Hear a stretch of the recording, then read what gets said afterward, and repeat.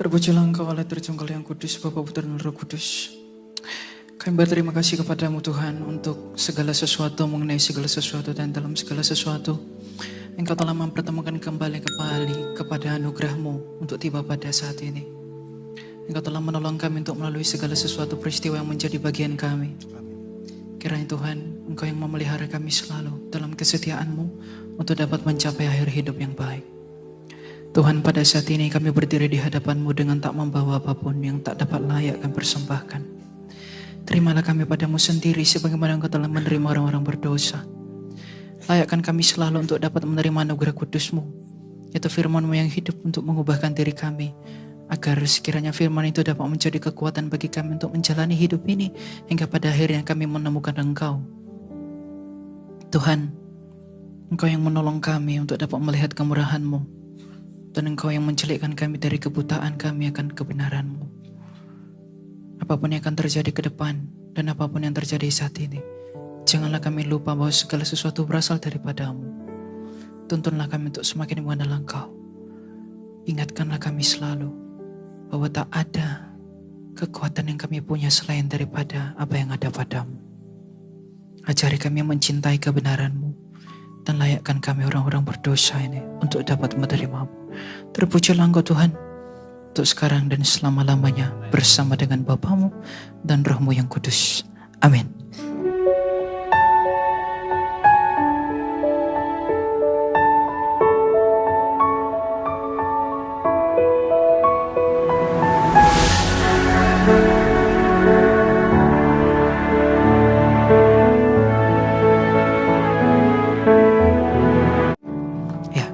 Shalom, silakan duduk Bapak Ibu.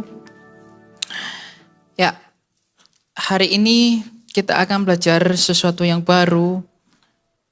Tema karena hari ini saya diberi untuk membawa 3 sesi. Hari ini kita akan belajar bersama tentang kedatangan Kristus yang kedua, yaitu tentang Matius 24. Injilnya Tuhan kita Yesus Kristus yang berbicara dari Matius 24 ayat yang ke-15 dan berikutnya. Topik ini kita akan berbicara tentang akhir zaman. Dan sesi yang kedua nanti kita akan bicara tentang gadis bijaksana dan gadis bodoh.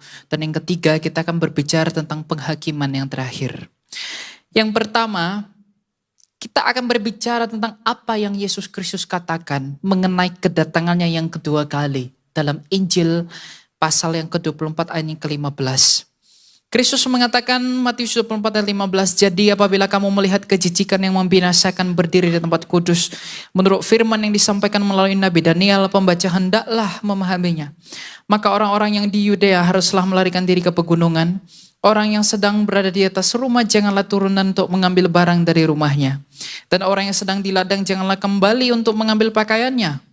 Celakalah ibu-ibu yang sedang hamil atau yang menyusui bayi pada masa itu.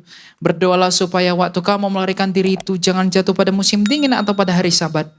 Sebab pada masa itu akan terjadi siksaan yang dahsyat seperti yang belum pernah terjadi sejak awal dunia sampai sekarang dan yang tidak akan terjadi lagi. Sekiranya waktunya tidak dipersingkat, tidak seorang pun akan diselamatkan, namun oleh karena orang-orang pilihan waktu itu akan dipersingkat. Kristus berbicara tegas. Dan seluruh Bapak Gereja sepakat bahwa ayat ini dan pasal ini berbicara tentang 2 peristiwa. Yang peristiwa yang pertama, ayat ini telah digenapi oleh kehancuran Yerusalem ketika Yerusalem ditunggang balikkan oleh kepemimpinan Roma di bawah Jenderal Titus. Pada tahun 70 Masehi, Tuhan kita Yesus Kristus pernah bernubuat bahwa satu batu di atas batu yang lain tidak akan berdiri. Dan Yerusalem dan bait Allah akan hancur. Oleh karena itu seluruh hukum Taurat telah batal oleh karena hancurnya bait Allah. Termasuk pengaturan keimamatan orang Lewi. Selain kehancuran Yerusalem, pasal ini juga berbicara tentang apa yang akan terjadi di masa yang akan datang. Jikalau Yerusalem telah dihancurkan oleh Jenderal Titus menurut apa yang dilihat oleh Nabi Daniel, maka kelak yang akan datang, bait Allah yang akan dibangun kembali itu akan dihancurkan oleh seorang antikristus yang akan memimpin perlawanan terhadap Kristus pada akhir zaman. Dan yang mau disampaikan pada ayat ini adalah bahwa kita yang hidup pada masa itu akan berada dalam masa yang sangat sukar, akan berada dalam masa yang sangat sulit, yaitu masa di mana kita belum pernah ada di dalamnya. Tuhan kita mengatakan bahwa masa yang akan terjadi kelak, apabila pembinasa keji, apabila antikristus itu berdiri di bait Allah, ia akan menganiaya semua orang umat pilihan Tuhan, dan karena agar tidak semuanya mati, maka Tuhan mempersingkat waktu kedatangan itu. Tuhan mempersingkat waktu aniaya itu. Tuhan mempersingkat waktu di mana antikristus itu kelak berkuasa. Hari-hari ini di tengah-tengah zaman yang begitu rusak, kita diperhadapkan pada fenomena hal-hal yang di luar dugaan dan di luar daripada moral yang dituntun oleh Alkitab. Dan sekarang kita melihat bagaimana zaman itu sedang bergerak menuju penggenapannya. Kristus sebagai imam besar sedang mengikuti bagaimana zaman ini telah berjalan. Dan bagaimana pada akhirnya ia kelak, pada puncaknya ia datang, menuai dan mendapati gerejanya yang kudus. Dan pesan yang mau disampaikan dari hal ini adalah, jikalau kelak kita hidup di masa di mana aniaya yang teramat besar itu berlangsung, apakah yang akan kita lakukan terhadap dia? Apakah yang sedang kita persiapkan hari ini demi penantian itu? Apakah yang sedang kita uji pada hari ini dalam diri kita mengenai hal-hal seperti itu? Apakah kita sudah melihat di dalam diri kita? Apakah kita sudah siap melihat diri kita untuk dapat menyambut dia? Menyatakan ketegasan kita bahwa kita tidak akan mengikuti dia. Antikristus itu, tapi tetap mempertahankan iman kita. Sekalipun kita dibunuh oleh antikristus itu. Apakah kita sudah mempersiapkan diri untuk itu? Persiapan itu bukan hanya tentang bagaimana kita makmur di dunia. Tapi persiapan itu adalah kontemplasi batin yang membuat kita semakin dekat kepada Allah. Kedekatan kita kepada Allah, Tuhan Yesus mengatakan, jikalau masa itu tiba, larilah ke padang gurun. Secara rohani, pencobaan hal-hal yang jahat, aniaya yang besar ini dapat dimaknai sebagai pencobaan seluruh dosa yang ada di tengah-tengah dunia ini yang berusaha merenggut kita daripada Tuhan. Dan ketika Tuhan mengatakan apabila aniaya, apabila dosa yang begitu banyak itu menghampiri kita, pergilah ke padang gurun. Padang gurun di sana adalah tempat yang hening, tempat yang menyendiri, tempat yang tidak ada siapa-siapa kecuali kita dengan Allah. Nah, untuk mempersiapkan diri menghadapi kenyataan itu kelak, apakah hari ini kita sudah mempersiapkan diri dalam kesendirian kita di hadapan Tuhan? Tak seorang pun yang dapat menyelamatkan orang lain kecuali anugerah Tuhan pada masa yang sukar itu. Tapi apakah hari ini kita sudah mempersiapkan diri untuk menyambut kedatangan Tuhan itu? Tidak ada yang tahu. Jikalau kita ingin tahu kapan tanggal, kapan tahun kedatangan Tuhan, itu adalah bukti kesombongan rohani.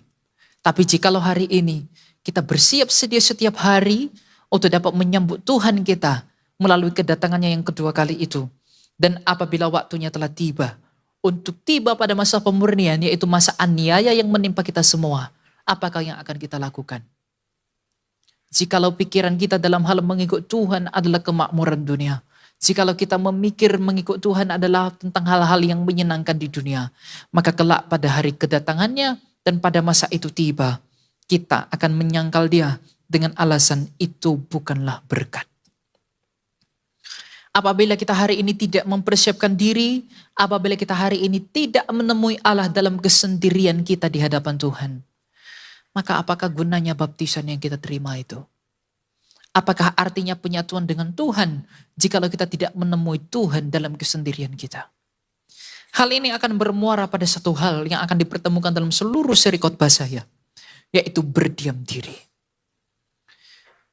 Tanpa merenungkan, tanpa memikirkan, dan tanpa mendalami betapa dalamnya anugerah Tuhan itu, gak mungkin kita bisa tahan dalam masa yang sukar. Hari-hari ini kita telah diuji dalam berbagai pencobaan. Kita dimurnikan dalam berbagai masalah, dalam berbagai pergumulan. Mungkin melalui penyakit, mungkin melalui masalah keuangan, mungkin melalui masalah hidup dari anak-anak, dari orang tua dan lain sebagainya. Mengapa Tuhan mengizinkan semua itu terjadi? Itu adalah latihan bagi suatu akhir dan pertandingan akhir yang akan datang. Nah, jikalau hari ini kita tidak mencari Allah, jikalau hari ini kita tidak memperjuangkan kontemplasi batin, jikalau hari ini kita tidak melatih untuk berdiam di hadapan Tuhan, untuk merenungkan siapa diri kita di hadapan Tuhan, maka ketika hari aniaya itu tiba, gak mungkin kita bisa bertahan. Maka sekarang, wahai orang Kristen, apa yang kamu cari? Beristirahatlah sejenak dari ambisi, dari keinginan, dari semua yang ada di pikiranmu. Renungkanlah dirimu, berdiamlah di hadapan Tuhan untuk sejenak. Untuk melihat apa yang telah kamu lalui, apa yang telah kamu perjuangkan, dan untuk apakah itu semua. Adakah hal yang lebih indah selain daripada perdamaian dengan Allah? Adakah hal yang lebih mulia selain daripada pertemuan dengan Tuhan? Kelak, apabila kita tidak siap menghadapi kenyataan dan tidak membentuk kewaspadaan dalam diri kita, kita tidak akan terjaga dalam anugerah. Anugerah kita terima, tapi tidak tentu semua orang melihat anugerah. Orang buta, orang tuli, orang lumpuh yang disembuhkan Tuhan, itu adalah penyakit kita semua. Kita buta, kita tidak bisa melihat kebenaran. Kita tuli, kita tidak bisa mendengar anugerah. Dan kita lumpuh, kita tidak bisa menjalani kebenaran itu. Jadi Tuhan Yesus sebenarnya ingin menyampaikan satu hal. Menjelang kedatangan Kau itu, yang perlu dipersiapkan adalah kekuatan hati. Ignatius dari Antioquia, ketika dicabik-cabik, dilemparkan ke kandang singa, seorang martir, dia mengatakan apa? Kamu boleh mencabik-cabik tubuhku, tapi di dalam hatiku yang terukir adalah kasih Tuhanku.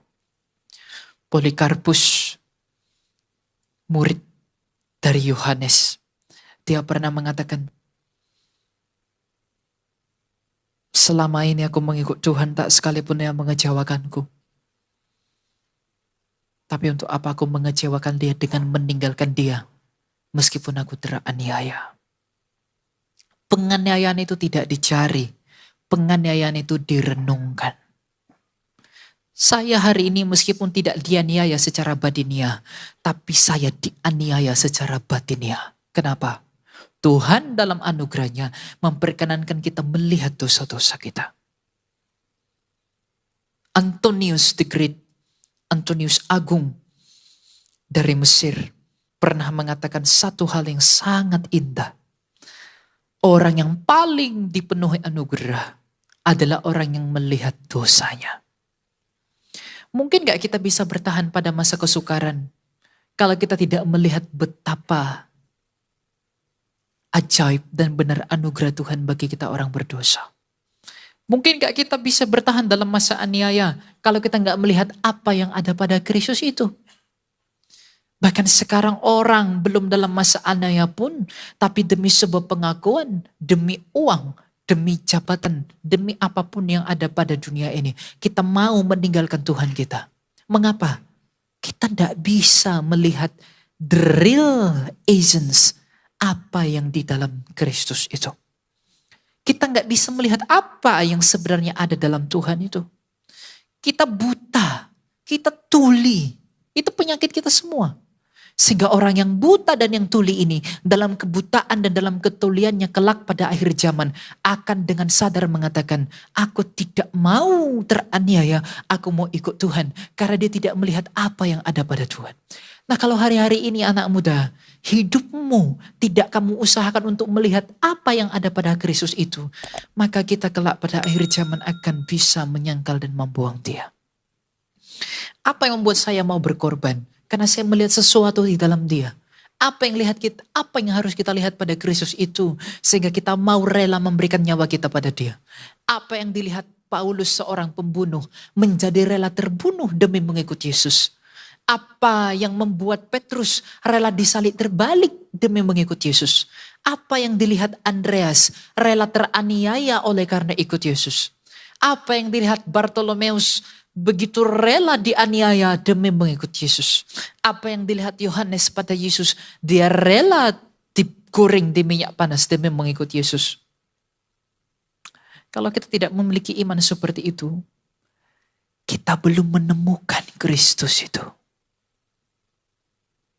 Sekalipun setiap hari kita datang ke gereja. Itu bertumbuh. Tapi itu tak akan bertumbuh kalau kita tidak menyelam. Kalau kita masih punya ketakutan terhadap kematian, kita belum menemukan Kristus.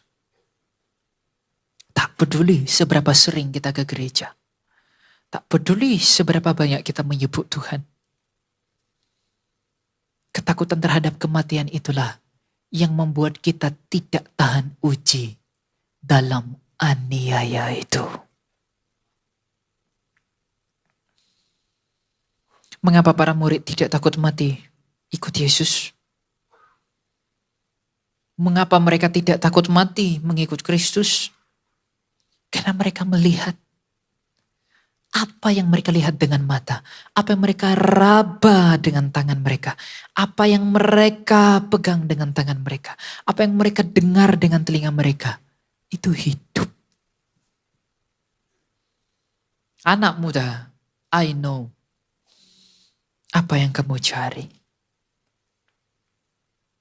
Dalam kemudaanmu kamu berjuang mencari wanita, mencari pria, mencari uang, mencari banyak hal di dunia ini. Itu demi sebuah hidup. Kamu melakukan banyak hal di dunia ini demi hidup. Untuk tetap hidup dan memperjuangkan hidup. Dan semua orang di dunia ini berusaha menghindarkan kematian. Oleh karena itu semua orang takut pada kematian. Apa yang dilihat para rasul pada Kristus? Inti dari semuanya itu. Kalau hidup yang diperjuangkan manusia itu, dan kematian yang ditakuti manusia itu, maka seharusnya yang dibutuhkan manusia itu hanya Yesus. Satu-satunya yang telah mati, mengalahkan kematian, dan memberi hidup ketika ia bangkit. Kalau kamu mau hidup, uang sebanyak apapun, wanita secantik apapun, pria setampan apapun, itu akan berakhir pada kematian. Siapakah orang dengan kekayaannya bisa mempertahankan hidupnya? Siapakah orang dengan uangnya bisa mempertahankan hidupnya? Siapakah orang dengan kepintarannya bisa mempertahankan hidupnya? Siapakah orang hebat bisa mempertahankan hidupnya? Semua orang terkemuka di dunia ini dari zaman Adam hingga sekarang telah berlalu dan berakhir pada sebuah kematian. Hanya Yesus yang hidup. Kalau hidup yang kamu cari, kenapa kamu gak mencari Dia? Kalau kematian yang kamu takuti, kenapa kamu tidak mempersatukan dirimu dengan Dia yang telah bangkit dari mati itu? Anak muda, betapa jauhnya kita tertipu. Fokus mencari dunia, fokus mencari uang, fokus mencari dunia ini dan semua yang megah di dalam. Tapi kita lupa bahwa the essence of our life sebenarnya adalah Kristus. Kenapa? Esensi hidup kita adalah hidup. Tapi hidup yang hidup. Hidup yang adalah anugerah. Sejak semula kita diciptakan, hidup kita yang kekal itu adalah anugerah dari pohon kehidupan itu. Bukan usaha manusia. Kita berusaha untuk hidup karena dosa. Mati-matian cari uang demi hidup. Itu akibat kejatuhan Adam. Karena dia berpisah dari pohon kehidupan itulah yang membuat dia mati-matian memperjuangkan hidupnya. Maka Tuhan bilang apa? Kamu akan makan dari semak belukar ini demi bisa bertahan hidup.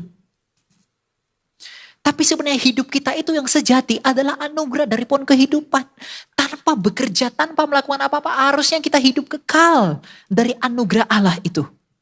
Yang membuat kita berpisah dengan itu adalah dosa. Nah, kalau kita gak sadar dosa, kita gak mungkin melihat hidup itu. Kalau kita berjuang demi hidup, sia-sia.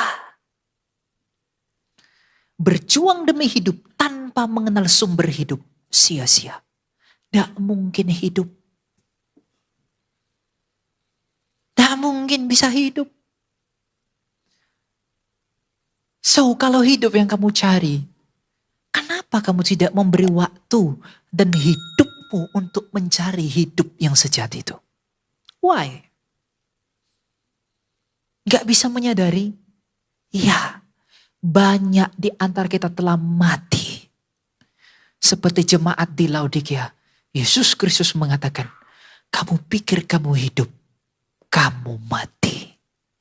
Dia rajin ibadah, dia rajin baca Alkitab, rajin ke gereja.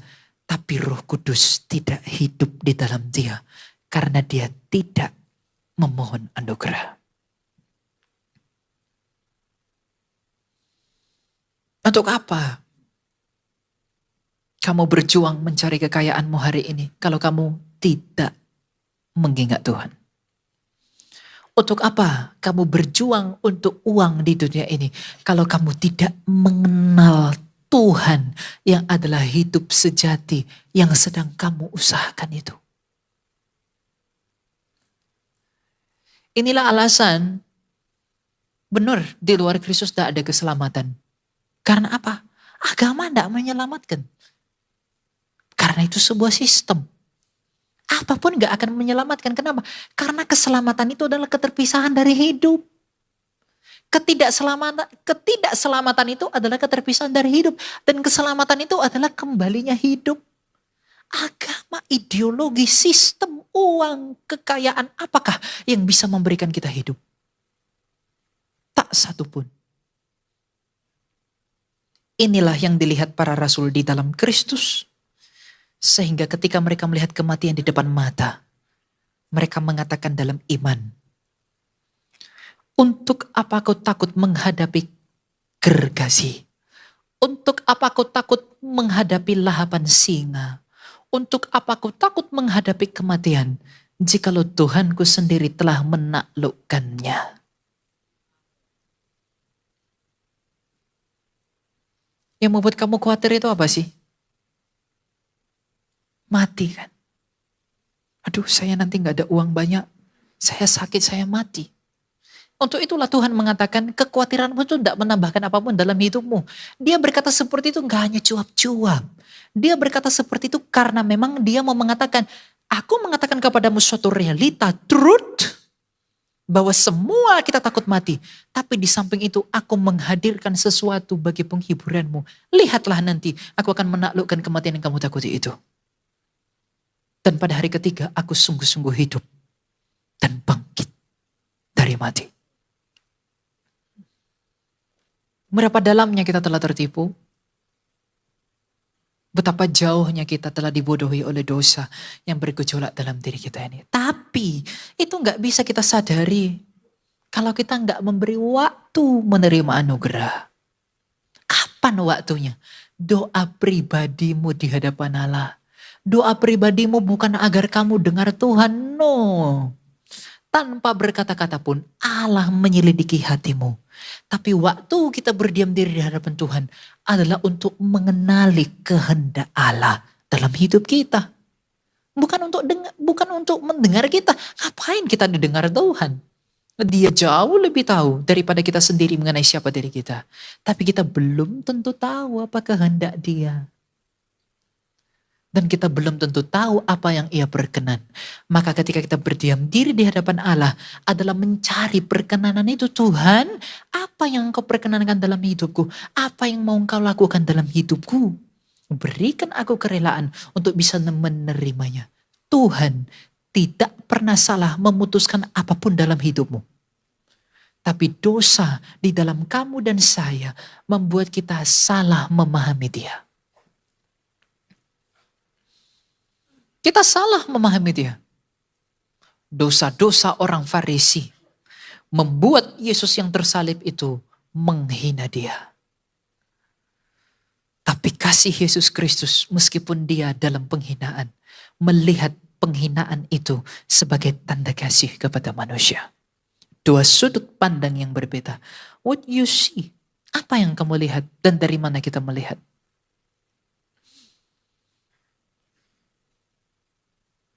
Tidak ada anugerah yang paling besar selain daripada manusia yang mau melekat kepada Allah. Tidak ada anugerah yang paling besar di muka bumi ini selain daripada Tuhan Yesus yang pernah mengatakan, aku mau tinggal di dalam engkau dan engkau di dalam aku. Adakah Tuhan di dunia ini yang pernah mengatakan hal seperti itu? Tuhan di dunia ini mengatakan, aku akan memberikan engkau kekayaan, aku memberikan engkau surga, aku memberikan engkau hal-hal yang indah. Tapi Tuhan kita mengatakan, aku mau di dalam kamu, kamu di dalam aku. Kita cari itu enggak? Kita lebih suka apa yang dia berikan daripada dia yang memberikan. Kalau kita lebih suka apa yang diberikan daripada dia yang memberikan, pada masa aniaya ini, kita akan terbuang. Sebab seperti semangatnya para martir yang memahkotakan Kristus atas kepala mereka yang telah terpenggal demi nama Tuhan. Mereka tidak melihat apa yang Kristus berikan. Mereka melihat Kristus itu sendiri yang menjadi alasan mereka mati.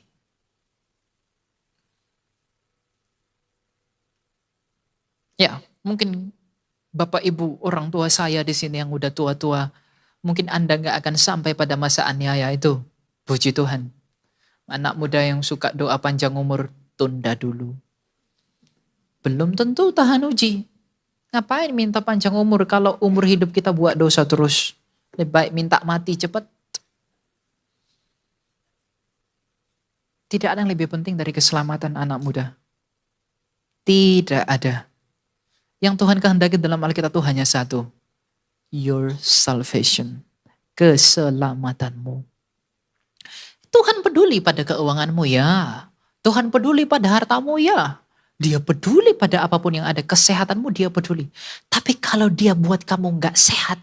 Dia buat kamu tidak punya uang dulu. Itu demi keselamatanmu. Tapi kenapa kita mengeluh? Karena kita gak bisa lihat. Kita buta. Ketika kita sakit. Aduh Tuhan. Sembuhkan dong aku. Kenapa begitu?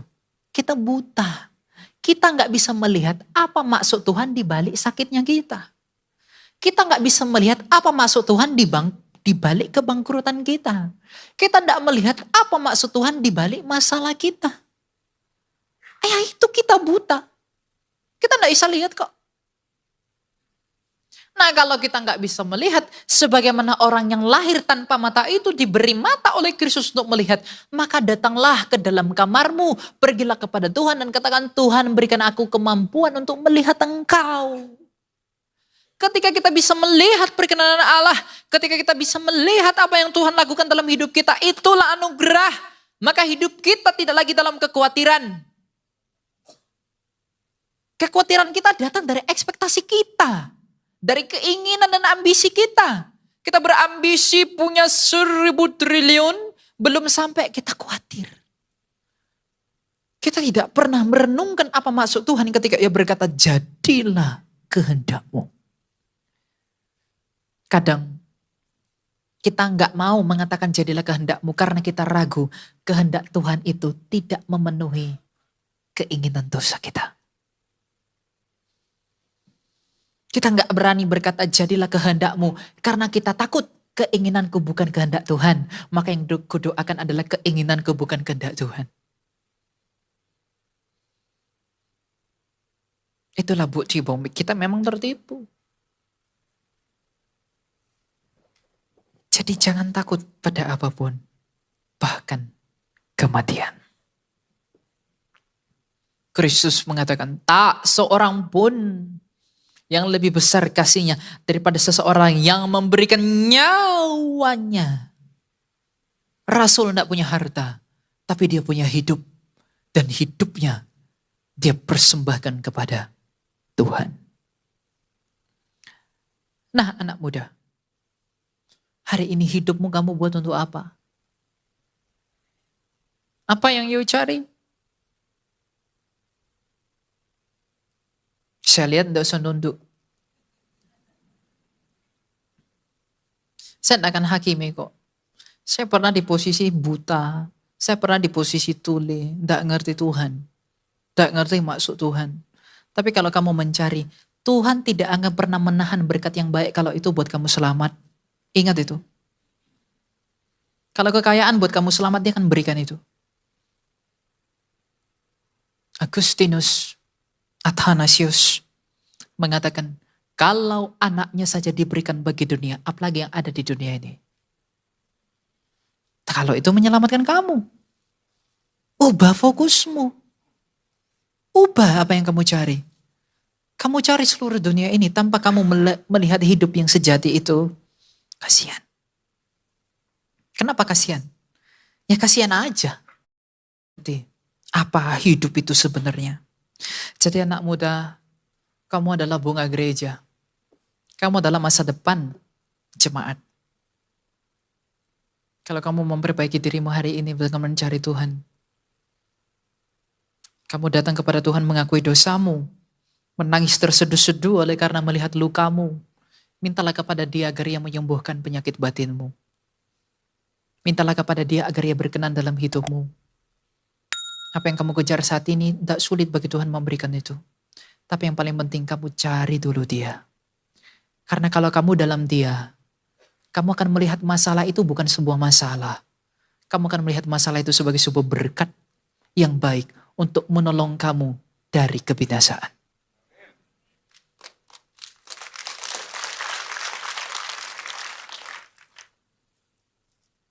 Saya harap tepuk tangan itu bukan hanya tepuk tangan, tapi tepuk tangan itu tepuk jidat. Astaga, aku tertipu. Ya memang kita tertipu. Anak muda sekarang, aduh. Gimana ya bilangnya? Kasihan. Saya juga sih kasihan sih.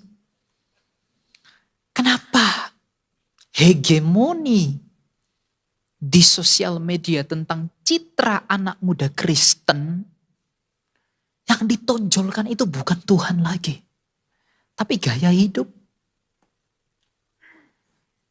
Gimana aku bisa gaya hidupku mewah? Gimana aku bisa diakui? Gimana aku bisa dipuji? Padahal sebenarnya yang kamu lakukan itu semuanya untuk apa? Demi kamu diakui bahwa you exist in this world. Tapi you lupa. Hidup yang sejati itu ada di sana sedang menunggumu, tapi kamu gak datangi Dia. Sekarang bagi anak muda bahas Yesus itu aib. Allah sok-sok Tuhan gitu. Orang seperti itu benar-benar mati demi kematian. Kematian, itu kematian namanya.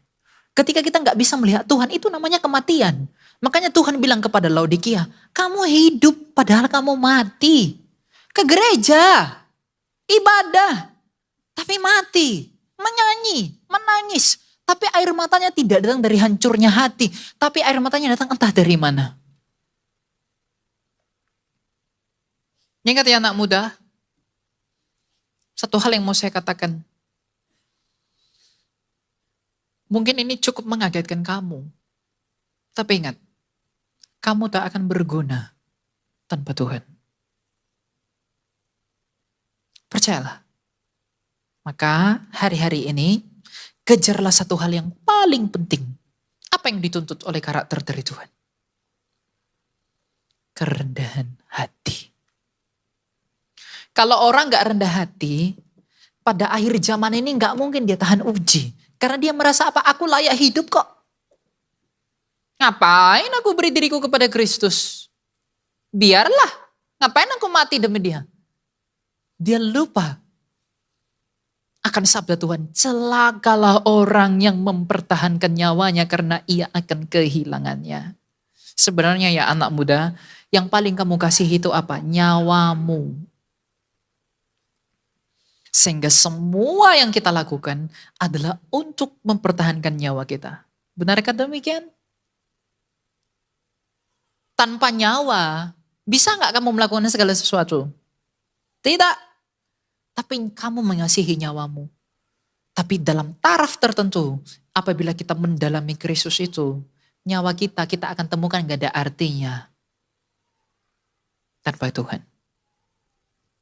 Maka sekarang carilah Tuhan. Jangan cari yang di dunia. Ya kamu perlu bekerja, kuliah, lakukan semua yang baik. Gak apa-apa, Tuhan juga mengatakan kalau jika bekerja jangan makan.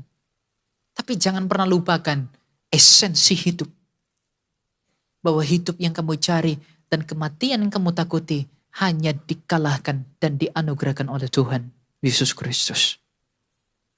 Itu yang harus kamu tanam, kamu patri dalam nuranimu. Sehingga kemanapun kamu melangkah dalam hidup ini, kamu mendapati bahwa kamu teramat kaya dan sempurna karena kamu menemukan Tuhan ada dalam hidupmu. Dia mau masuk ke dalam kamu, tapi kamu gak mau mengundang dia masuk dalam dirimu. Dia berkata, aku mau tinggal di dalam kamu dan kamu dalam aku. Jadi kalau dia tidak tinggal dalam kita, itu bukan kesalahan dia. Itu karena kita tidak memperkenankan dia masuk di dalam kita. Akhir zaman, kita sedang hidup di masa akhir ini. Bersiaplah demi aniaya yang amat besar kelak. Aniaya itu sudah dimulai dari sekarang.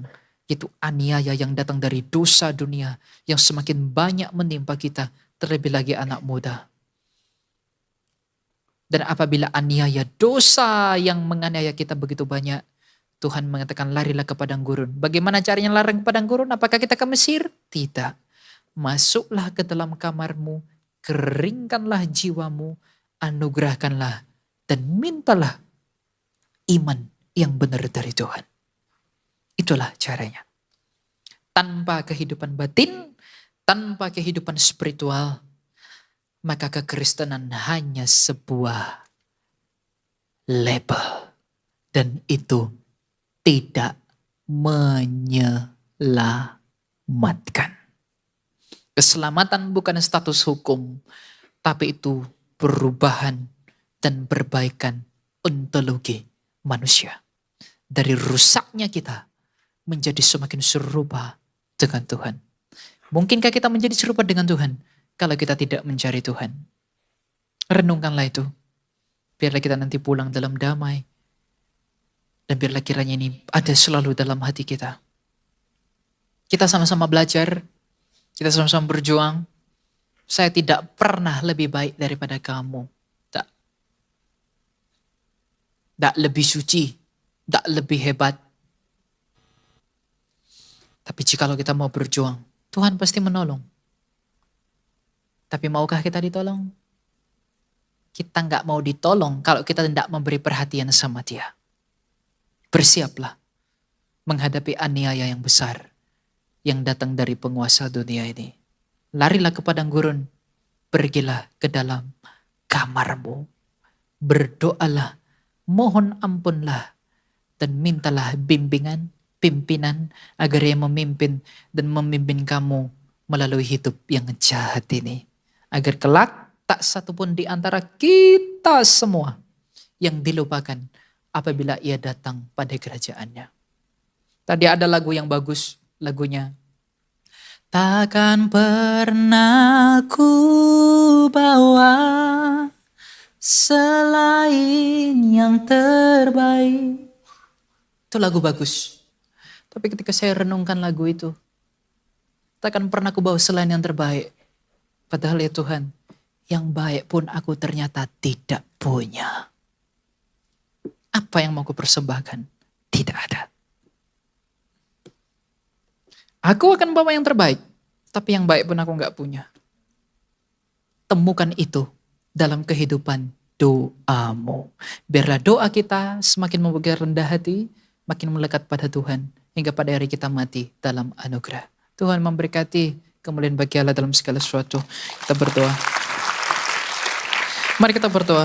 Tuhan, terima kasih atas anugerah-Mu. Engkau memberikan kami untuk mengetahui dan mengenali kebenaran-Mu. Tuhan, tuntunlah kami untuk semakin mencintai-Mu dan mengasihi-Mu. Tuhan, bawa kami untuk semakin mengenal Engkau dan sadarkan kami bahwa memang kami hanya butuh Engkau. Tuhan, kami gak mampu menjalani hidup kami ini sendirian, tapi bersama-Mu kami mampu karena yang Engkau kehendaki adalah keselamatan kami. Engkau tidak pernah menolak kami karena Engkau tidak menolak orang-orang berdosa. Engkau dengan rela mendatangi pemungut cukai itu dan membawanya sebagai murid-Mu. Datangilah kami Tuhan orang berdosa ini dan bawa kami menjadi murid-Mu. Engkau tidak menolak perempuan pesundal yang menyikat kaki-Mu dengan air mata. Tuhan, Jangan tolak kami jikalau kami datang kepadamu dengan air mata. Sebagaimana Engkau dengan rela berbaring di kandang domba yang hina, maka sudilah kiranya Engkau berbaring di dalam tubuh kami yang cemar dan yang hina ini. Ubahkanlah kami dari dalam dan perbaruilah hati kami, agar kami siap menikmati berkat-Mu yang baik yang menuntun kami kepada keselamatan-Mu. Tuhan, adakah yang lebih penting daripada perdamaian dengan Engkau? Adakah hal yang lebih mulia daripada memandangi wajah-Mu? Sekalipun kami kelak mendapati tempat yang paling rendah dalam kerajaan-Mu, tapi kami tetap mendapat melihat-Mu. Sadarkan kami Tuhan bahwa apa artinya hidup tanpa Engkau yang adalah hidup. Semua yang di dunia ini telah berakhir pada kematian, dan kami sendiri takut pada kematian. Dosa-dosa kami dan kecacatan kasih kami membuat kami takut pada kematian. Tapi kasih yang sempurna membuat kami tidak takut pada kematian. Tambahkanlah iman yang demikian kepada kami, agar kami mampu memperjuangkan hidup demi hidup yang ada padamu. Bantu kami Tuhan untuk bertobat, ajari kami untuk mengasihi-Mu, tolong kami memikul salib kami, dan bimbing kami selalu dalam pimpinan dan anugerah-Mu. Sembuhkanlah kami dari kebutaan batin kami, agar kami dapat melihat kehendak-Mu. Pulihkanlah pendengaran kami, agar kami bisa mendengarkan kebenaran-Mu. Dan pulihkanlah kelumpuhan kami, agar kami dapat berjalan melalui pintu yang sesak dan teramat sempit itu. Agar kami tidak pergi membinasakan diri kami dalam kesenangan dunia ini, tapi kami dapat memikul salib kami dalam mengikut Engkau. Kekayaan kami adalah Engkau, karena Engkaulah hidup yang kami cari. Tak ada yang lebih mulia daripada Engkau, tak ada yang lebih baik daripada hidup bersamamu. Terima kasih Tuhan, ampuni segala dosa pelanggaran kami. Engkau tahu bahwa kami adalah orang bercacat dan penuh dosa. Tak ada yang baik dalam diri kami, tapi kiranya anugerahkanlah kepada kami untuk memulai awal hidup yang baik. Apabila kami nanti pulang, biar kami pulang dalam damai-Mu, dalam sejahtera-Mu, dalam kekuatan hati untuk mau berjuang demi keselamatan yang ada padamu. Amin. Kami rindu bertemu dengan Engkau. Ingatlah akan kami apabila Engkau kembali dalam kerajaan-Mu. Terpujilah Engkau bersama dengan Bapa-Mu yang mulia itu yang mengutus Engkau, Roh-Mu yang kudus, membawa dan menuntut kami kepada seluruh kebenaran-Mu untuk sekarang dan selalu dan selama-lamanya. Amin.